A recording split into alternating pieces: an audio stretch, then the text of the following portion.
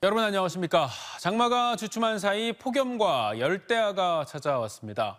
1년 중 가장 덥다는 절기인 대서인 오늘 충청권 대부분 지역에 폭염주의보가 내려지며 무더위가 기승을 부렸습니다. 찜통더위 속에 수해 복구에 나선 자원봉사자들이 온열 질환으로 쓰러지는 사고도 발생했습니다. 전유진 기자의 보도입니다.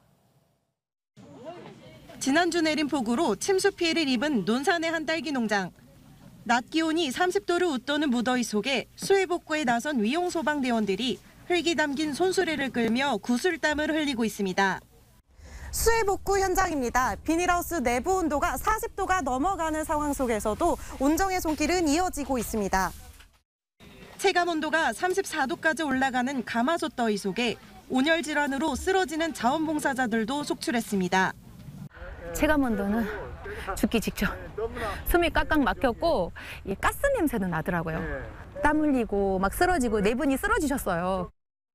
폭우에 무너진 제방을 쌓는 현장. 그늘 한 점 없는 뙤약볕에서 작업에 나선 근로자들도 갑자기 찾아온 무더위에 비상이 걸렸습니다. 많이 덥고요. 일하시는 분들하고 같이 물이라든가 얼음물 많이 챙겨서 좀 드리고 있습니다. 장맛비가 잦아들자마자 폭염이 찾아왔습니다. 태안을 뺀 충청권 전 지역에 폭염주의보가 내려진 가운데 오늘 세종의 낮 기온은 32.9도, 대전은 32도까지 치솟았습니다. 열대야도 기승을 부리고 있습니다. 홍성의 밤사이 최저기온이 27.6도까지 올라가는 등 논산과 계룡을 제외한 충청권 대부분 지역에서 25도를 웃도는 열대야 현상이 나타났습니다. 기상청은 이번 주 내내 폭염이 이어지겠다며 특히 25일에는 북태평양 고기압이 한반도 전체를 덮으면서 낮 기온이 34도를 넘는 등 무더위가 절정에 이를 것으로 내다봤습니다. 이번 주 후반까지도 최고 체감 온도가 33도 이상으로 유지될 것으로 보고 있고 밤 동안 열대야가 나타나는 곳도 있겠으니 건강관리에 각별히 유의하시기 바랍니다. 한편 이번 장마의 종료 시점은 31일쯤으로 예상됐지만 제3호 태풍 개미가 빠져나간 뒤 정체전선의 남하 여부에 따라 종료 시점이 바뀔 수 있는 상황입니다. TJB 전유진입니다. 지난 10일 쏟아진 폭우로 교량 상판이 내려앉은 대전 유등교가 전면 통제된 가운데 오는 25일부터 기존 유등교를 통과했던 시내버스 20개의 노선이 태평교로 우회 운행합니다. 우회하는 노선은 20에서 27번, 41에서 42번, 113번과 119번, 201번과 202번, 613번, 916번, 급행 1번 등입니다. 특히 608번은 도마시장과 도마내거리, 효성타운 아파트를 정체하지 않고 은호송 아파트 종점행 이용 시민은 서남부터미널 승강장에서 동일 노선을 무료로 환승할 수 있습니다. 통제 구간과 임시 변경되는 대중교통 정보는 교통정보센터와 버스 운송조합 홈페이지, 정류장 안내 단말기 등을 통해 확인할 수 있습니다. 지난 집중호우로 금강 하구로 밀려든 쓰레기가 900톤에 달하는 것으로 파악됐습니다. 충남도는 금강 상류 시군에서부터 쓰레기가 떠내려와 서천 금강 하구에 918톤이 쌓였다며 하루 최대 50톤씩 해양 쓰레기를 수거하고 있다고 밝혔습니다. 서천 금강하구는 지난해에도 1,400여 톤의 쓰레기가 쌓이는 등 매년 집중호우 때마다 해양 쓰레기 악취와 처리 문제로 어려움을 겪고 있습니다. 충남도는 내수면 양식장 21곳에서 11억 원의 피해가 발생한 것으로 잠정 집계하고 피해 어가에 중앙재난 합동조사를 거쳐 재난지원금을 지급할 계획입니다. 하나이글스가 시즌 최다인 7연패 수렁에 빠지며 2달여 만에 최하위로 내려앉았습니다. 특히 어제 경기에선 만원 관중 앞에서 9회 충격적인 역전패를 당하며 팬들을 절망에 빠뜨렸는데요. 이제 5위 팀과 승차가 어느새 8경기까지 벌어져 올해도 가을 야구가 물 건너갈 가능성이 높아졌습니다. 조영준 기자입니다. 6회 말 김인환의 역전 3점 홈런이 터지며 연패 탈출이 손에 잡히는 듯했습니다.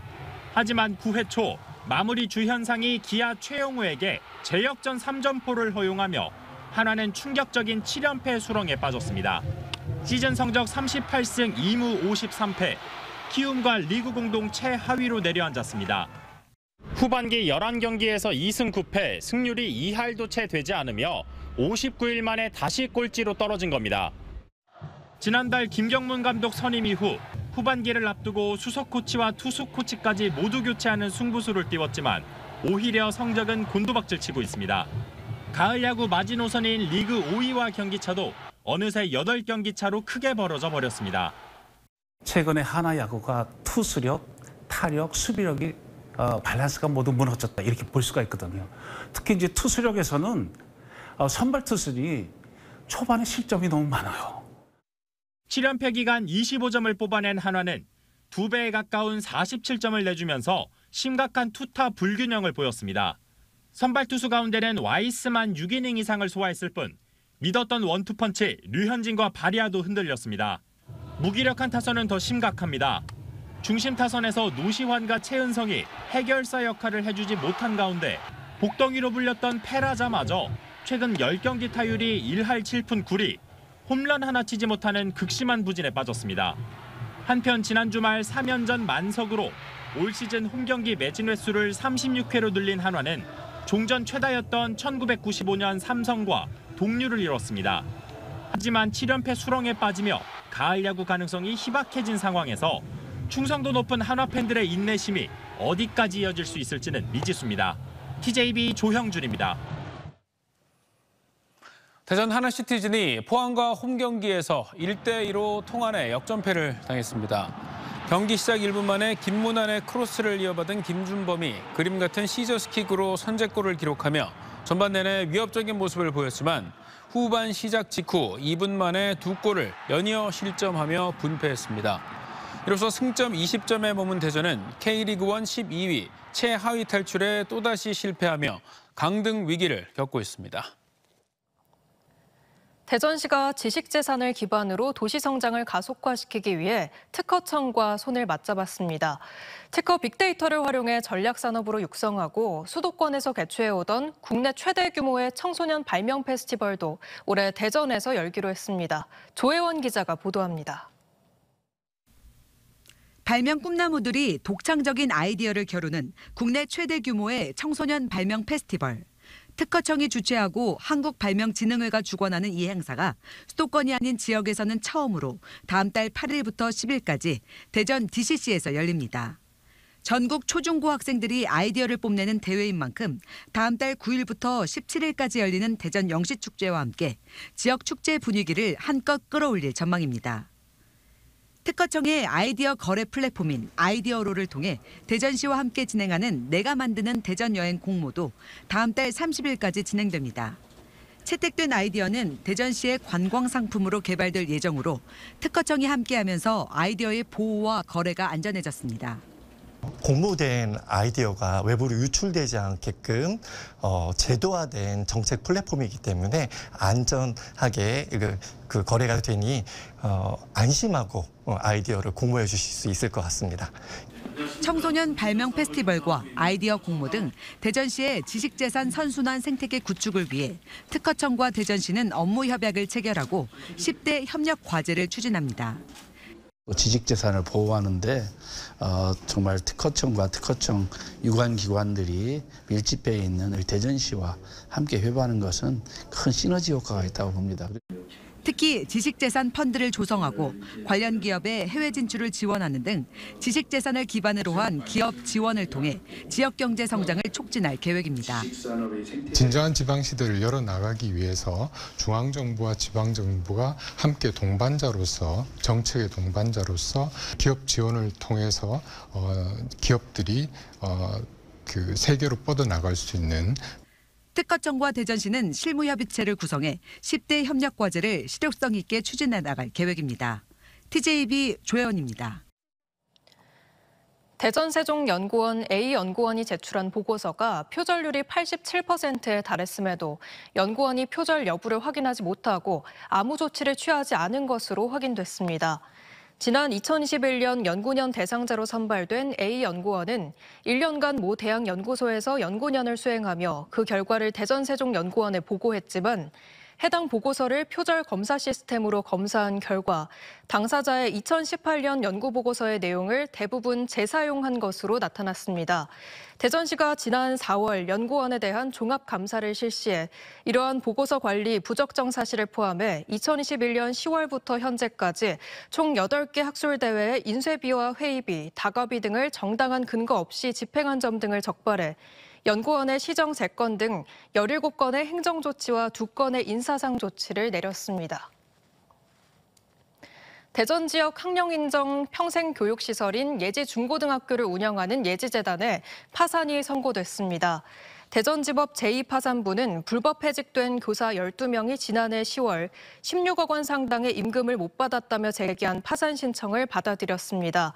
현재 학교에는 570여 명의 학생이 재학 중인 가운데 대전교육청은 학생들이 졸업할 수 있도록 2026년 2월까지 학교를 운영하는 방안을 검토하고 있습니다. 치열한 항일투쟁과 홍주 천년 역사를 간직한 홍주읍성 북문 망화문이 복원돼 일반에 공개됐습니다. 지난 2012년 남문에 이어 13년 만에 북문 복원이 마무리된 가운데 서문 복원이 완료되는 2032년이 되면 홍주읍성의 4대 문을 모두 볼 수 있을 전망입니다. 장석영 기자입니다. 홍주읍성 4대 문 가운데 출입문 역할을 했던 북문, 망화문이 옛 모습을 되찾았습니다. 조선 초기 축성된 홍주읍성은 1894년 동학농민혁명 당시 소실됐으며 주변 성벽도 일제강점기를 거치며 대부분 훼손됐습니다. 홍성군이 지난 2016년 북문지 발굴 조사를 시작으로 2020년 문루를 제외한 채성과 옹성을 복원했고 이후 추가 고증을 거쳐 드디어 올해 주변 성곽과 함께 완공된 겁니다. 1870년도에 대대적인 개축 이후에 흥선대원군이 망화문이라는 편액을 내린 기록이 있습니다.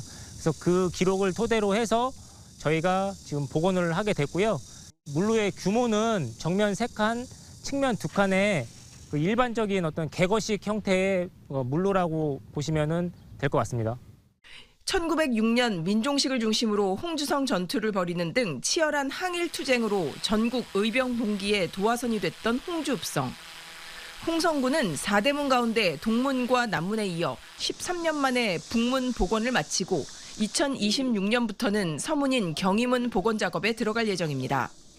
전체 성벽둘레 1772m 가운데 810m만 남아있는 홍주읍성 성곽 복원도 지속적으로 진행 중입니다.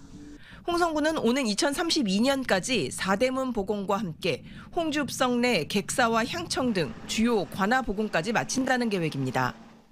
홍주 의병들은 몸을 불살라서 우리 홍주읍성을 지키기 위해 노력했던 곳이기도 합니다. 이처럼 홍주읍성은 홍주 천년을 지켜온 곳이기 때문에 앞으로 우리 홍성군에서는 신속하게 또 조속히 홍주읍성을 철저히 복원해서 홍성의 전통 음식과 문화를 체험할 수 있는 홍주 천년문화체험관도 문을 열어 홍주읍성을 찾는 관광객들에게 한복 입기와 전통 장신구 만들기 등 다양한 체험 기회를 제공하게 됩니다. 홍성군은 2027년까지 옛 자작거리 특성을 살린 테마별 공간, 전통 양반생활 체험거리도 조성해 역사 문화도시로서 홍성군의 위상을 높여간다는 계획입니다. TJB 장석영입니다. TJB 시청자위원회가 정기회의를 열어 보도와 편성 등 부문별 업무 계획을 청취하고 지역민을 위한 프로그램과 뉴스 제작 등 지역 방송의 역할을 다해줄 것을 주문했습니다. 시청자위원들은 기후변화에 따른 여름철 극한호우 등 최근 잇따르고 있는 재난재해에 대비한 충실한 방송을 당부했고 다음 달 9일부터 17일까지 열리는 대전 영시축제 안전대책 점검과 다양한 정보 제공에 힘써줄 것을 요청했습니다. 더불어민주당 장철민 의원이 윤석열 정권을 퇴진시키는 것이 유일한 출마의 이유라며 민주당 대전시당 위원장 출마를 선언했습니다. 장 의원은 대전시당이 투쟁의 플랫폼이자 탄핵의 전의가 될 것이라며 대전시당을 윤석열 퇴진 대전운동본부로 비상전환하겠다고 강조했습니다. 또 지방선거 출마 준비 프로그램을 만들어 평당원의 출마를 적극적으로 지원하겠다며 공정한 경선 기회를 실질적으로 부여하겠다고 강조했습니다.